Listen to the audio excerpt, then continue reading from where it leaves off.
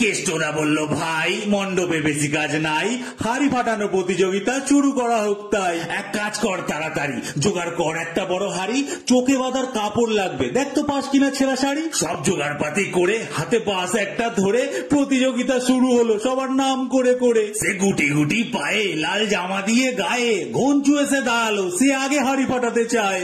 Line এসে দাঁড়িয়ে দুবার তাকে ঘুরিয়ে বাঁশ হাতে হাড়ির দিকে দেয়া হলো তাকে এগিয়ে। যেই মাজাজটা এলো, কি জানি কি সিগন্যাল পেলো, হঠাৎ দেখি বাঁশ তুলে দর্শকের দিকেই ধেয়ে গেল। কি কাণ্ড, বাপরে বাপ! লোকে নিতে পারলো না চাপ, এদিক ওদিক পালাতে লাগলো, একে অপরের উপর দিয়ে মেরে ঝাঁপ। ওকে পিছন থেকে ধরে আটকানো হলো যা হোক করে, আর একটু দেরি হলে 2-4 মানুষ যাচ্ছিল মরে। বললো অ্যানাউন্সম্যান, ওর থেকে বাঁশটা কেউ নেন, ঘঞ্চু তোমার 20 বছরের জন্য হাড়ি ফাটানো ব্যান। অ্যান্টেনা তোমার বেকা, যাচ্ছিল না তোমাকে রাখা, আগে তুমি হাড়ি ফাটানো প্র্যাকটিস করবে বাড়িতে একা।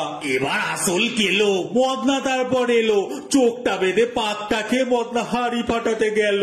সে কি বাড়াবাড়ি, খুঁজে না পেয়ে হাড়ি দড়াম করে লাইটে দেখি দিল একবারই। আলো নিবে কি ধন্দ, সব হয়ে গেছে অন্ধ, আজ থেকে আমাদের পাড়ায় হাড়ি ফাটালো খেলা বন্ধ।